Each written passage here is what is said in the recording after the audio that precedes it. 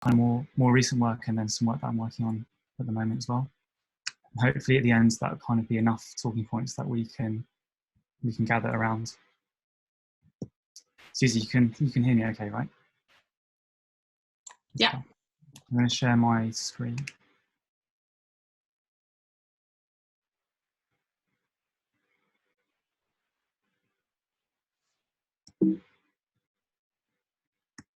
Is that being shared properly? Yeah, that's great. Cool. Okay, so I wanted to start off with this image, which is an image that I made back in 2017 for my degree show at the Royal College. And I was really looking at kind of multiple facets of image making within this image. And the main one of that really being the boundary between observation and voyeurism, and where that line is, and even if there is a line, or if it's more of a kind of a spectrum. And I was also looking at the power dynamic between the image and the viewer. And because of that, it was important to have the eyes of the bird closed to keep it in limbo, and also in a state of vulnerability. And kind of through that, I wanted to like trigger some kind of voyeurism or morbid curiosity in the subject.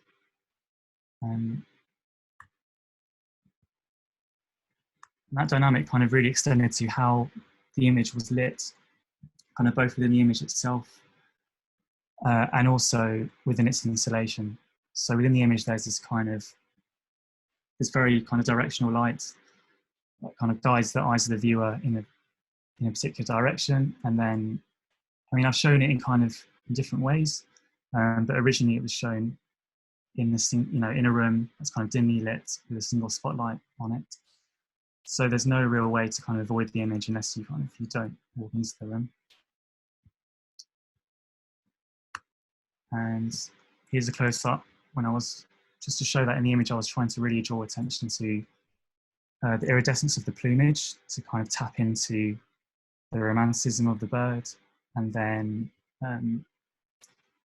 also kind of point towards the bird's display behavior and sexual display behavior, kind of visual signaling within animals.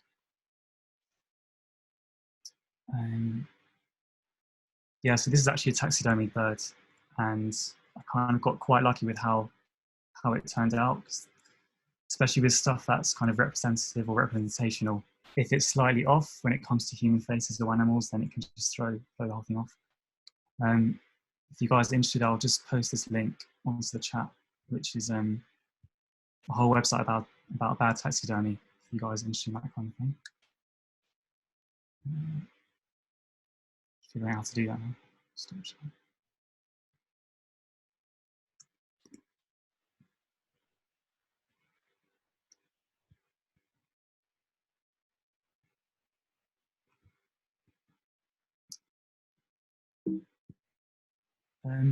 Yeah, and I was also looking at how technology is used in terms of preservation or kind of fighting away a fear of loss.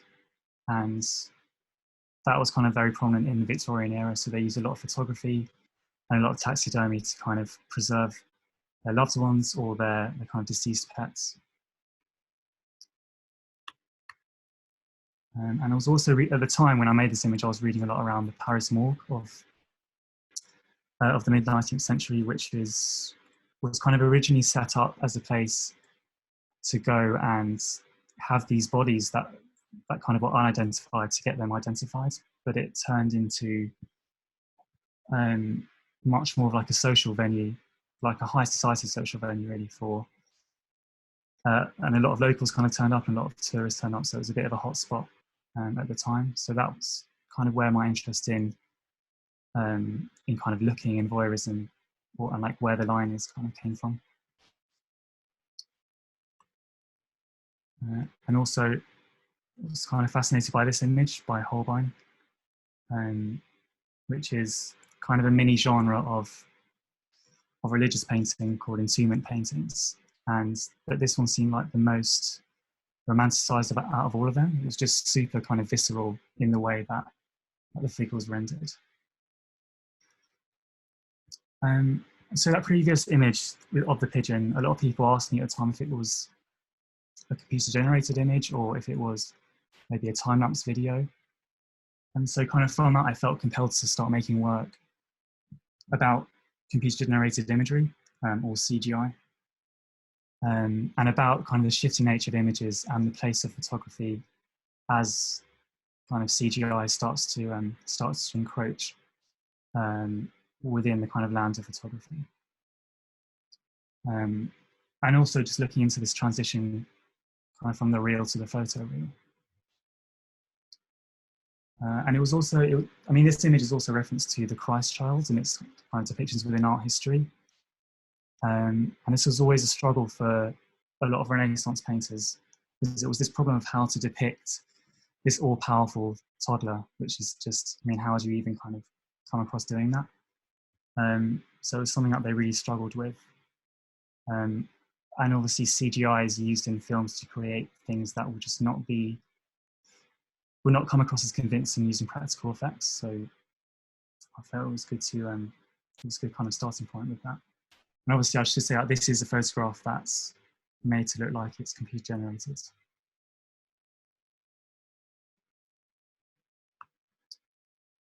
I was kind of building on that with this image of this shotgun here. And I was reading, I think when I started kind of playing around with these images between CG and photography, I read that the IKEA catalogue is now almost 100% CGI. So all the products that you see within it are just kind of computer renderings. And again, it just kind of, it made me think about the place of photography now and how that's changing. And also the stock image. It was also a reference to first-person shooter video games, which I guess for a lot of people my age might have been their first kind of their first point of contact with computer-generated images before they became kind of widespread within films.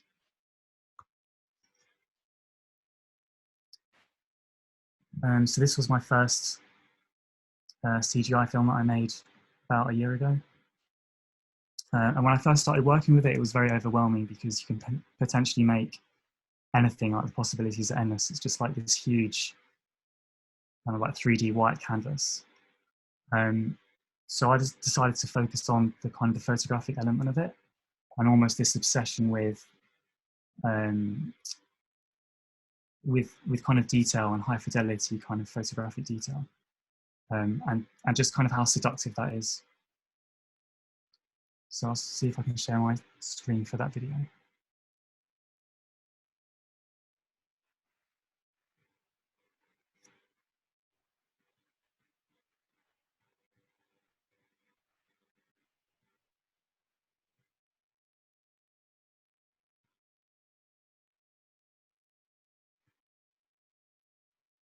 So do let me know if it's working, because I'm not really sure.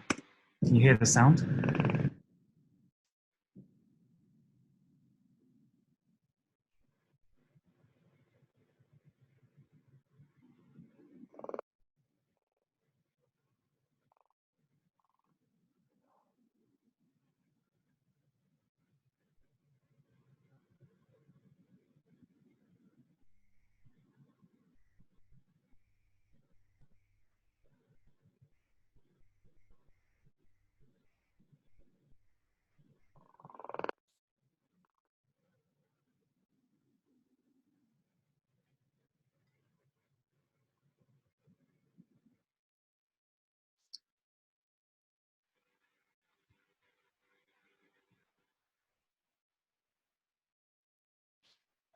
So yeah, that's like a 30-second continuous loop. I should say that most of the videos that I've got here are meant to be seen within installations, not really on their own. But again, it was just looking at this idea of artifice and display and this crossover between generated images or images that are kind of constructed and images that we capture with a lens.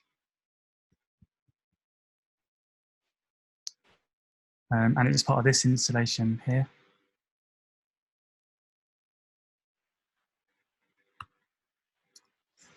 And when I first started working with this stuff, my main familiarity with it came with the rendering and the virtual camera, because it uses a lot of photographic terms, that most people are familiar with if they've used a camera. So I might talk about lens flare or motion blur or focus distance, and these are all things that are kind of artificially built into the software. It doesn't need it, but it's kind of like a simulacrum, or it's just a way to kind of ease us into using this kind of stuff. And maybe in the future, kind of photographic terminology will fall away, or we'll look at images totally differently, because it won't be trying to look kind of photoreal.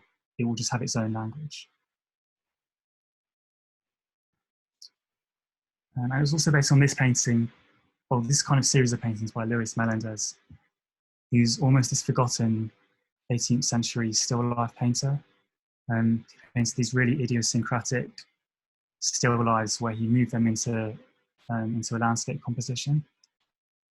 And from what I understand, he was almost trying to raise the level of what they were, because still life was seen as like the bottom rung of painting at the time.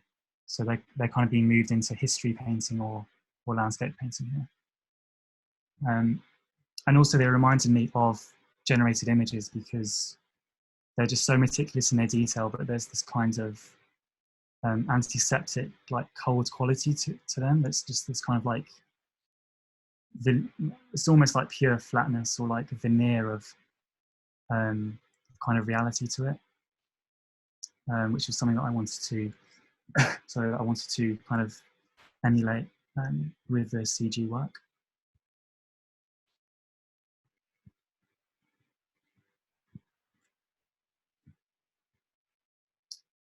And this is the other channel of the film. So I'll just share my screen again.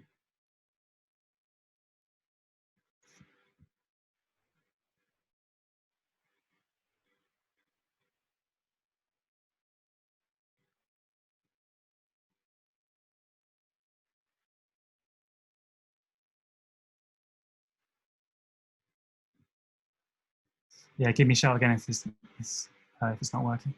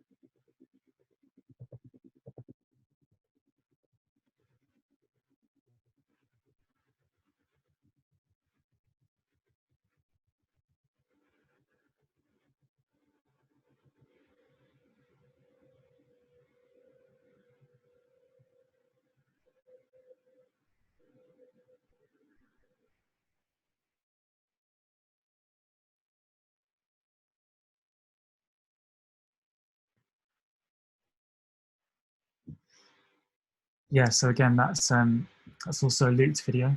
That's part of the installation. But that really kind of stems from looking at the words we use to describe the showing of art. So in terms of, we use the words display or show or exhibition or performance. And it was also kind of making reference to ideas around evolutionary psychology, which is a branch of psychology that is kind of focused on explaining how evolution has shaped the mind and behavior. I'm not really sure how much I buy into it, but it's definitely like an interesting idea to map onto art making, image making as a behavior, really.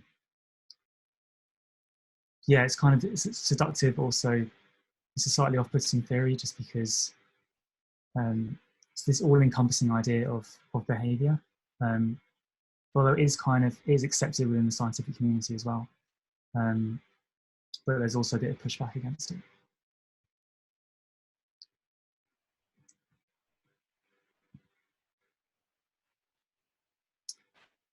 And also, I guess this idea of science is, or this supposed conflict between science and romanticism, I try to kind of bring out in the imagery, because it has this like veneer of romanticized imagery, but then it's kind of intercut with these ideas about evolutionary psychology, and also with the use of CGI, which is kind of breaking down how we see images into their component parts.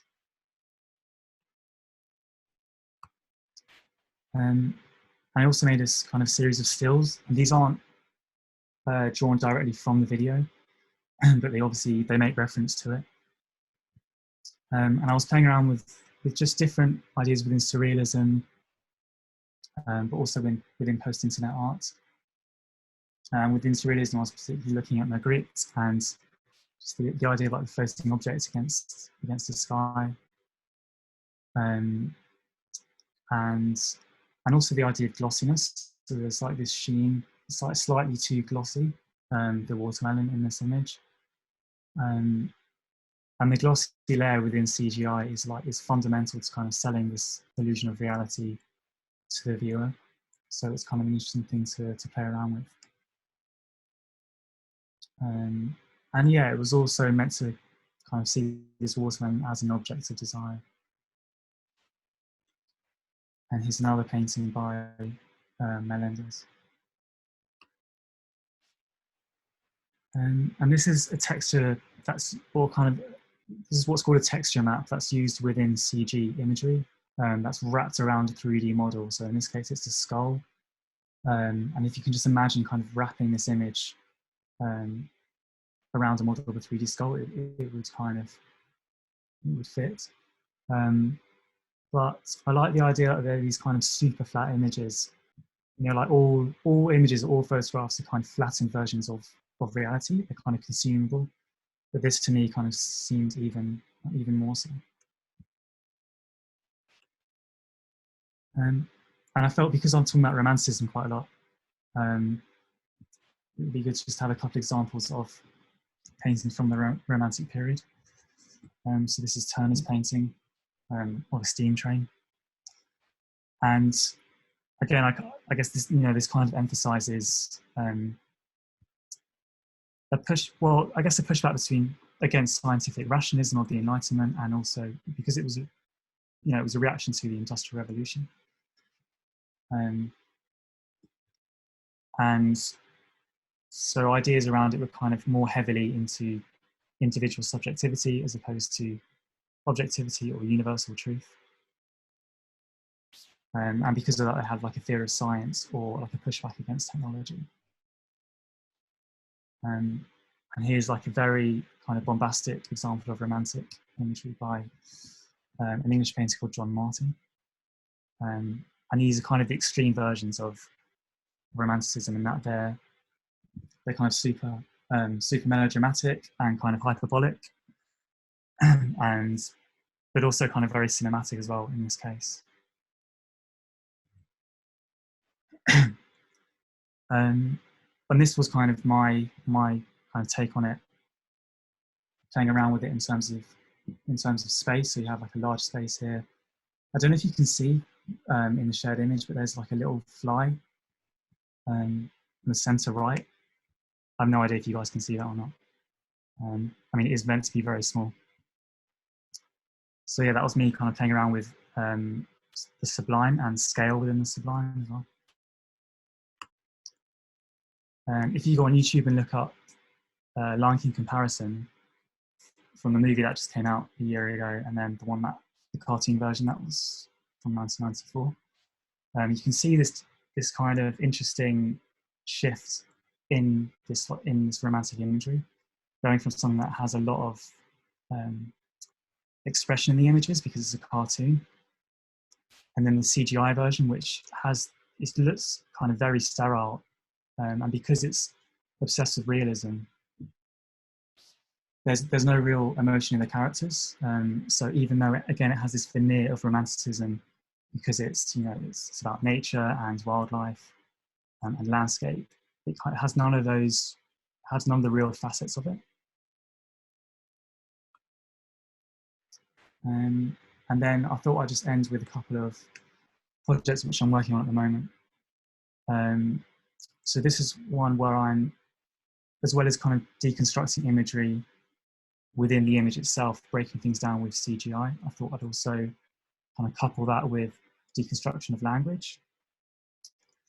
And this is using language from an English comedy character called Alan Partridge. I have no idea if anyone is kind of familiar with him, but he kind of talks in this very stream of consciousness-like way, kind of reiterating what he's saying and breaking down his kind of patterns of speech continually while he's saying it. So I thought it was interesting to couple that with kind of breaking down images into their component parts as well. And then there's also this project which I'm working on now, which is about bowerbirds. And these are birds that are native to Australia and New Guinea. And they have this like really elaborate courtship behavior where they create mini art installations to attract mates. And these installations are made up of kind of various different objects, found objects like beetle shells, flower petals, red berries, and they're often kind of glossy as well.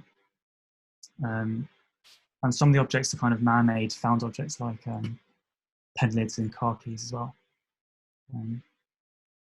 So this is an image of kind of one of their installations.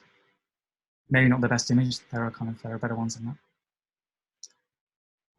But it links together, I mean, the behavior of the bowerbird links together a lot of ideas that I'm interested in. So the behavioral aspects of image making, display, artifice, deconstruction, romanticism, and the absurd as well, all of which are kind of huge subjects in themselves. And I think what's interesting about them is that their plumage or their feathers are kind of inversely proportional to their construction. So the more kind of prosaic or boring looking their feathers, the more interesting their bower. And yeah, so again, that kind of echoes my interest in behavioral psychology and evolutionary psychology, and this idea of like these primitive drives and mapping this onto art making as a behavior. I also did a series of CG images that are related to this, because glossiness or kind of reflectivity is important both within, it was kind of bringing together a lot of different things. So it was important within generated images, and then also within the bowerbirds and the kind of the objects that they collect, and also within Lacan's theories on the mirror stage and kind of this construction of the ego. So I thought I'd end with kind of little excerpts from the video. This is kind of an ongoing project, so I need to start it. But this is kind of one section of it.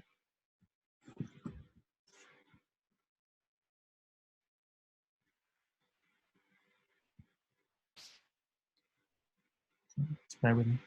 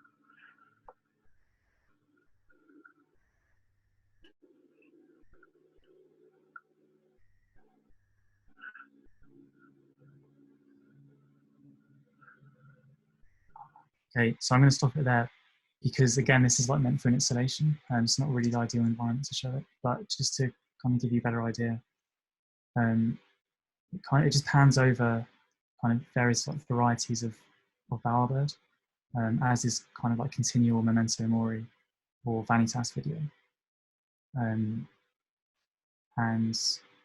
hopefully later in the year this will just be part of a much larger installation. With kind of other videos and images and 3D prints involved as well. I think I'm going to leave it there. Hopefully that's kind of given us enough to talk about.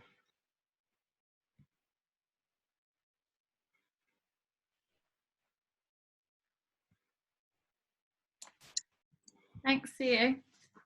That's really interesting. Any questions from the floor?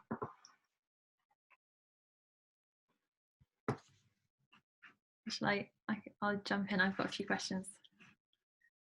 I was wondering if you could talk a little bit about the decisions you make around the installation, like the ideal viewing situations that you kind of set up for the viewer, because you've mentioned a few times that the way you install these video works is a really important aspect.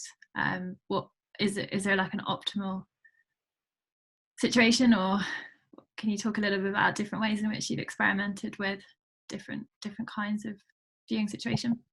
I mean, this is all kind of stuff that I'm kind of working through at the moment, although originally it was like emulating a lot of my photography work. That was a lot of the time it was shown in darkly lit rooms, spotlit.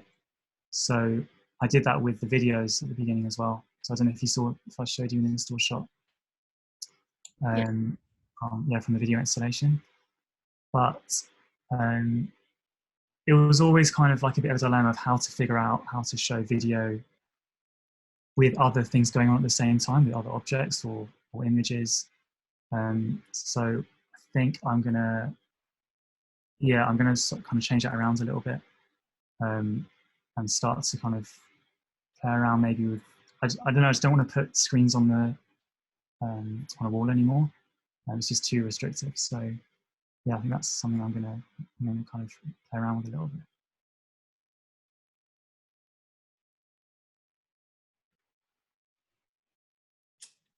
Yeah, so I've got a question. With the gloss element of your work, that was really intriguing for me. Is that basically where you're incorporating gloss effects digitally or physically, or is it a mixture of both, or is it purely just digital sort of effects? I mean, in the digital photographs, that's kind of there in the image. I might enhance it a little bit in like post-production, but with the CGI, you can add in any value you want, and you can like break the actual rules of reality with it. So I can make it more glossy than it is really possible to kind of achieve with any surface.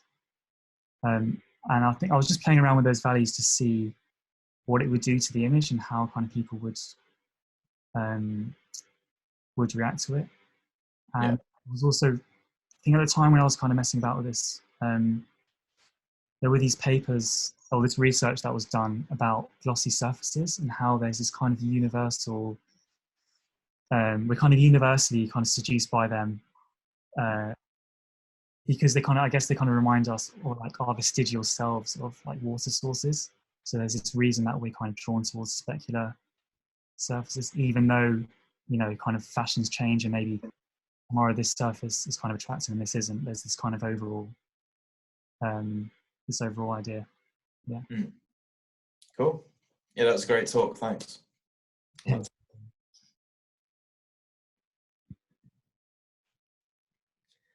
got another question. I was wondering what you wrote about at the Royal College for your dissertation. It seems like you've got such a diverse range of theory that you're looking at, and I wondered how you kind of process that during your MA into kind of one strand, or whether you looked at a range as well. Yeah, this is going to come across like a little bit baffling, but I wrote a dissertation about Alan Partridge, who I mentioned earlier, who's this English comedy character, and it was really about the relationship between humour and pathos and how they work together, and kind of, and again, like where the line is between those two things and where they kind of complement each other.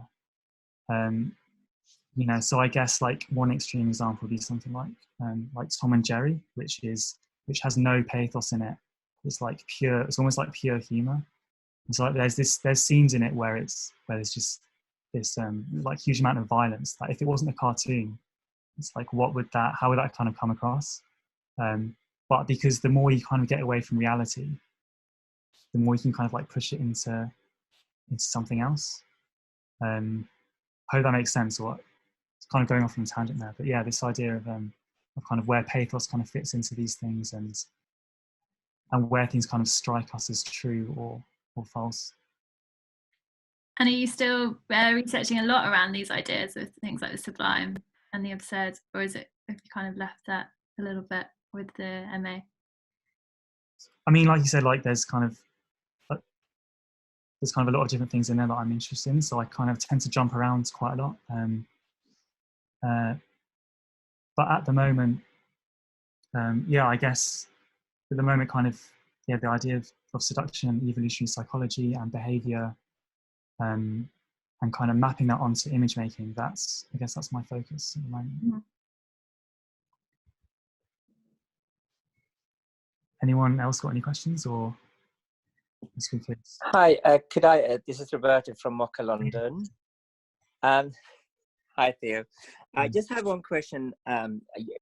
If you want to answer that, I'm quite interested in. We had such amazing. So for everyone, Theo was hosting the Mocha London web exhibitions for April. I just would like to know, because we had a really interesting conversation where you talked about the day with your work between photography and video, and all in kind of various medium you're working with. The way we talked about presenting at Mocha, has that kind of been informing your practice in a different way? Because you used elements from the work part of the work you showed now. But we really discussed how, in a way, we could bring out the essence of your work in that format. And I just wondering if that has that experience and the way of presenting your work in a very different way than you've done before, if that had any kind of influence on you in the way you look in your work now and the way you're presenting it.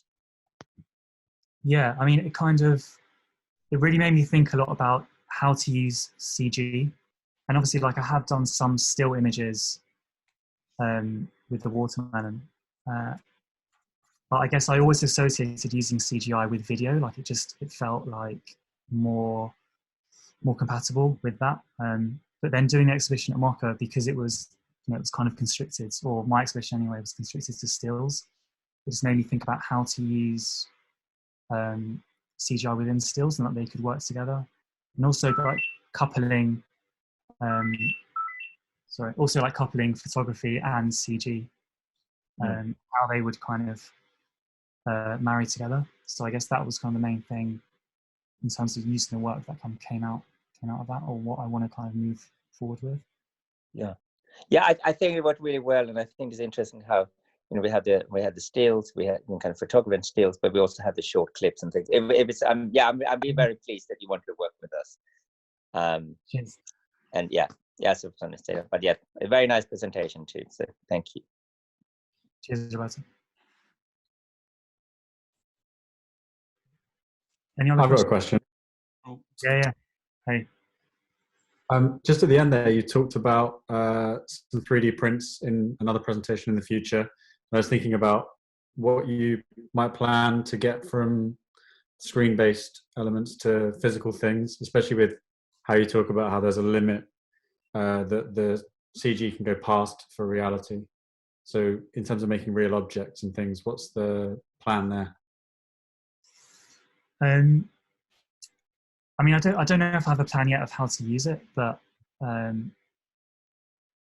guess like conceptually, I'm kind of thinking about mimesis and like the recreation of something, and obviously like working with kind of CG and photography, that's just like a pure flattening of 3D.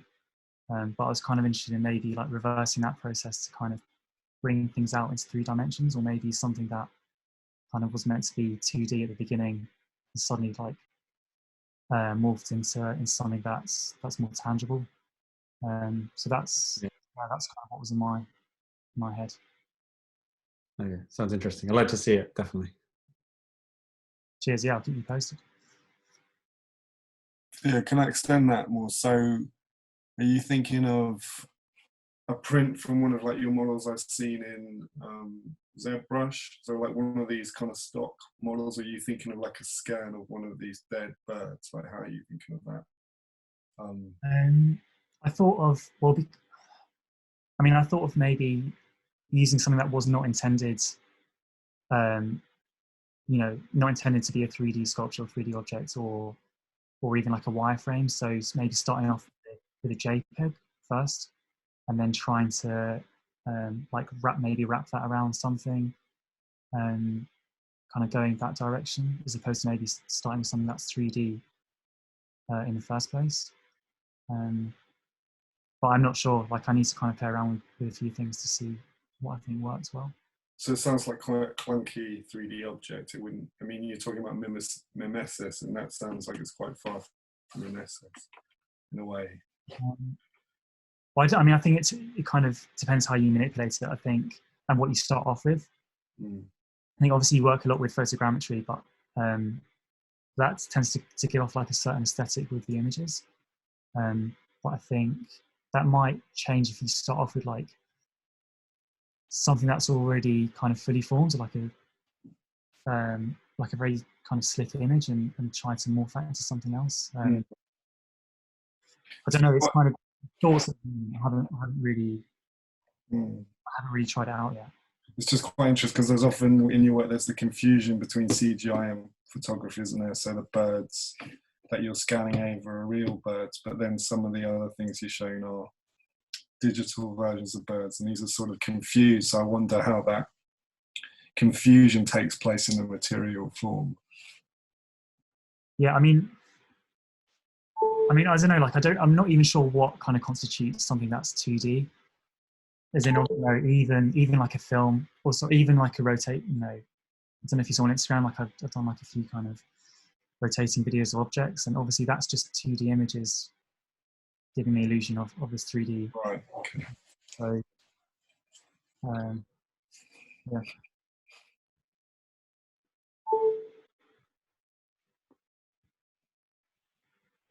Cool. Should we leave it there unless there's any more comments or questions? Or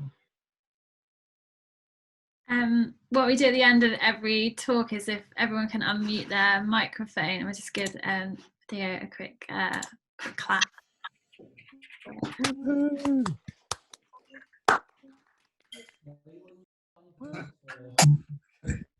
What was that? Oh, yeah, I speaking. Thank you so much, Theo. It was really great to have you speaking.